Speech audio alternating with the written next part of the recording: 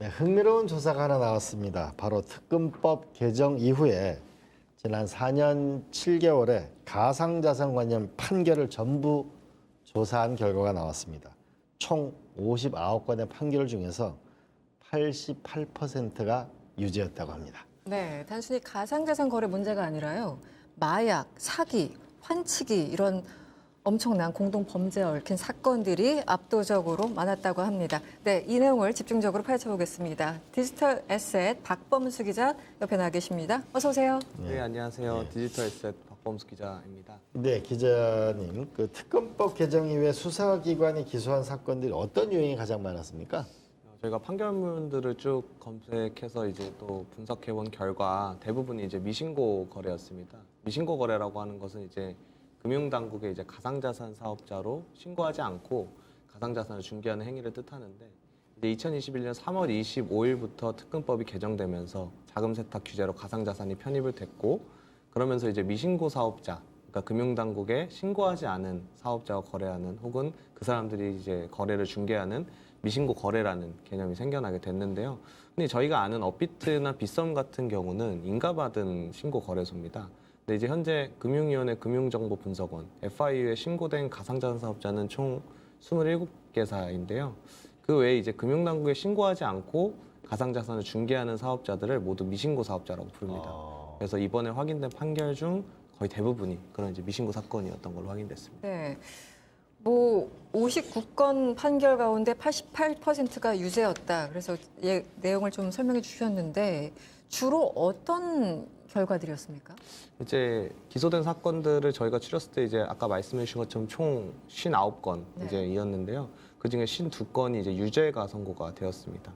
또 이제 2건이 이제 파기환송, 유죄 취지 파기환송 판결이 나왔는데 이제 약 90% 정도가 이제 유죄 선고 혹은 유죄 취지로 파기환송된 사건으로 이 유죄로 선고되는 비중이 굉장히 높은 편입니다.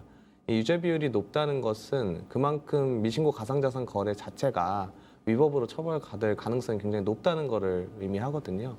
이따가 더 설명을 하겠지만 이제 예를 들어서 보이스피싱 자금을 세탁할 목적으로 거래를 대신 해준다든가 혹은 뭐 그런 거에 참여하게 되면 이제 범죄 혐의가 적발됐을 때 기소가 돼서 가상자산 이제 세탁 혐의로 유죄가 선고될 가능성이 높다는 뜻이죠. 저희가 피고인 기준으로 보면은 총 101명 유죄 선고된 피고인이 집계가 됐는데 그중에 55%가 징역형 실형을 선고받았습니다. 그리고 연관 범죄를 분석했을 때도 특검법 단독 위반 사건으로 이제 기소된 것보다 다른 범죄와 연루된 것이 많았습니다. 그 뜻은 이제 예를 들어서 뭐 보이스피싱, 사기, 마약, 외환거래 같은 경우에 이제 가상자산이 자금 세탁으로 쓰였다는 건데 그 비율들을 모두 합쳤을 때 이제 절반 정도 차지를 할 만큼 이제 다른 범죄에서 이제 가상자산이 이제 자금 세탁 수단으로 활용되고 있다는 것을 보여주는 사례입니다. 기자님 보시기에 주목할 만한 관심을 끌만한 판결을 뭐 하나 사례를 들으라면 뭐가 있을까요? 아무래도 이제 판결 선고라서 좀 법리적인 관점에서 보면 좋을 것 같은데 이제 작년 12월에 선고된 대법원 사건입니다. 이 판례가 나오고 나서 이제 법조계에서 굉장히 의미 있게 받아들여지고 이제 대법원에서도 이제 공보를 했었는데 그 이유는 이제 가상자산 사업자에 대한 정의를 대법원이 최초로 판시를 했기 때문입니다. 거기서 이제 설명하는 것은 자기 계산으로 자기 이익을 위해 가상자산 거래소를 통해 매매 교환을 반복하는 이용자는 가상자산 사업자가 아니다.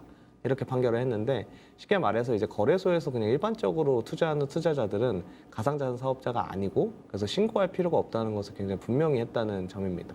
다만 이제 불특정 다수 고객의 편익을 위해 가상자산 거래를 하고 그 대가를 받는 행위를 반복하는 자는 사업자로 본다고 판시를 했는데 이제 기소되거나 유죄 선고된 사건 대부분이 누군가를 위해서 뭐 세탁 목적일 수도 있고 혹은 뭐 단순한 이제 자금 이동 목적일 수도 있는데 가상자산 거래를 반복하고 또 이제 수수료를 대가로 취하는 사건들이 대부분이었거든요. 그래서 이 판례가 나온 뒤에 이제 의미가 있었다고 생각한 이유가 이 두 개 사건이 대법원에서 유죄 취지 파기환송이 되었습니다. 무슨 말씀이냐면 원래는 이제 특검법 위반에 대해서 혐의에 대해서 이제 무죄로 선고를 했다가 이제 이 판례가 나온 뒤에 좀 이 판례가 나왔다는 거는 이제 가상자산 사업자에 대한 정의를 이제 법원이 좀 더 명확하게 판단할 수 있다는 건데 예를 들어서 이 10조 원대 가상자산 미신고 거래 사건이 있었거든요. 1심이나 2심에서는 특검법 위반 혐의에 대해서 무죄가 선고돼서 이제 대법으로 넘어갔는데 이제 대법원에서 이제 법리용의 주장을 받아들이고 원심으로 파기환송한 사건이 있었습니다. 그 사건에서 방금 제가 설명했던 이제 판례를 좀 들어서 이제 유죄 취지를 해서 향후에도 그 기준이 계속해서 정립이 된 만큼 판례들이 많이 쌓이고 사건들이 많이 쌓이지 않을까 생각합니다. 네, 조금 정리를 해보면 정리를 좀 부탁드리는데 아까 뭐 관련해서 한 101명이 사법 처리가 됐고 그리고 그런데 지금 보면 거래소 판결보다는 어떤 개인의 책임으로 이제 가는 그런 판결들이 있다고 말씀을 해주셨는데 거래소가 문제가 있다라고 판결 난 게 있긴 있는 거죠? 가상자산 현재 저희가 지금 아까 말씀드린 신고된 가상자산 사업자가 기소돼서 판결된 사건은 없습니다. 아 하나도 없습니까? 네, 하나도 없습니다. 왜냐하면은 이 업비트 비선 같은 거래소들은 일단 기소된 자 자체가 없는데 왜냐하면 이미 사업자로 신고를 했기 때문입니다. 이제 신고를 했으면 그 거래소 같은 업체들은 이제 과태료나 이제 뭐 영업징계 같은 제재를 받는 이제 그런 식으로 법이 구성돼 있고 그 규정들이 이제 형사 사건으로 연결되는 경우는 많이 없습니다.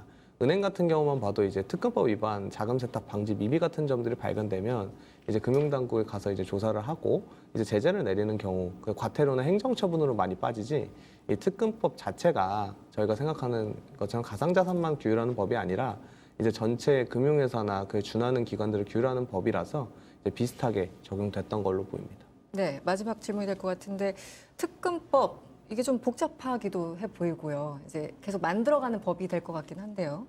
어떤 방향으로 보완돼야 되는지 현장에서 이제 취재하시면서 많이 느끼셨을 텐데 어떤 조언을 좀 주시겠습니까? 일단은 특검법은 기본적으로 자금 세탁을 막는 법이라서 특히 이제 가상자산 같은 경우에는 자금 세탁 위험성이 이제 높다는 분석이 많아서 추가 보완 필요성이 계속 나타나고 있습니다. 대표적으로 최근에 이혁원 금융위원장이 트래블룰, 이제 송수신임 보고 의무를 기존 100만 원 이상에만 적용됐던 것들을 100만 원 미만으로 넓히겠다. 혹은 또 해외 거래소 중에 자금 세탁 위험성이 높은 거래소와는 거래를 차단하겠다. 이런 식으로 보완 방안이 좀 진행이 되고 있고 네. 또 스테이블 코인이 요즘 화제여가지고 네. 스테이블 코인이 이제 법정화폐와 연동된 가상자산을 뜻하는 것인데 FI가 이를 포함한 스테이블 코인을 포함한 이제 자금 세탁 방지 규제 연구 용역도 이제 발주해서 진행 중입니다. 근데 가장 걸리는 건 사실 개인 지갑이랑 해외 거래소입니다. 개인 지갑이라는 건 이제 지갑의 열쇠를 저희가 거래소에 이렇게 맡겨놓는 것이 아니라 네. 자기가 직접 열쇠를 가지고 해서 이렇게 보관하는 이제 탈중앙화 지갑을 뜻하는데 이게 굉장히 쉽게 만들 수 있고 이걸 통해서 자금을 이리저리 이렇게 현금처럼 자유롭게 옮길 수 있기 때문에 이 기관들 추적이 굉장히 어렵습니다. 그래서 당국자들 만나보면 이 부분이 고민이라고들 많이 얘기를 하시는데 이제 개인 지갑의 이제 자금 세탁 위험도 점수를 매기자 뭐 이런 아이디어도 좀 나오고 있는데 사실 현실적으로는 방안이 없어서 가상자산 거래소, 이미 등록된 거래소를 통해서 규제하는 방안만 진행이 되고 있는데 네. 최근에는 뭐 지갑을 통해서 신원을 확인하자 혹은 트랜잭션, 거래를 통해서 신원을 확인하자 이런 아이디어를 계속 나오고 있어서 사각지대에 대한 보완 방안도 계속 나올 것으로 보입니다. 네. 네. 저는 그 기자님 말씀을 들으면서 이게 한국이 참 시대에 뒤떨어졌기 때문에 이런 문제가 생긴다. 왜냐하면은 가상자산이 처음 나왔을 때 가상자산은 사기다. 가상자산은 자산이 아니다. 그러다가 가상자산에 세금을 물리겠다. 이렇게 얘기하면서 젊은이들의 불만이 폭발한 거 아니에요? 네. 그때부터 준비를 했으면 우리가 이렇게 미신고 사업자들이 이렇게 많이 그 활동을 하는 것을 막아낼 수 있을 거고 미국과 공조를 해서 우리가 국제 금융 결제 시스템이나 가상자산을 어떻게 결제하고 이런 것들을 만들었으면 좋았을 텐데 지금이라도 빨리 이제 가상자산이라는 걸 현실로 인정하고 제도에 박차를 가해서 피해를 줄이는 것 그리고 앞으로 나아가는 것이 필요하지 않을까 이런 생각이 듭니다. 네, 지금까지 디지털 에셋 박범수 기자와 함께했습니다. 오늘 고맙습니다. 네, 고맙습니다. 네, 저희는 잠시 광고 보고 더 깊은 경제 이야기 이어가도록 하겠습니다.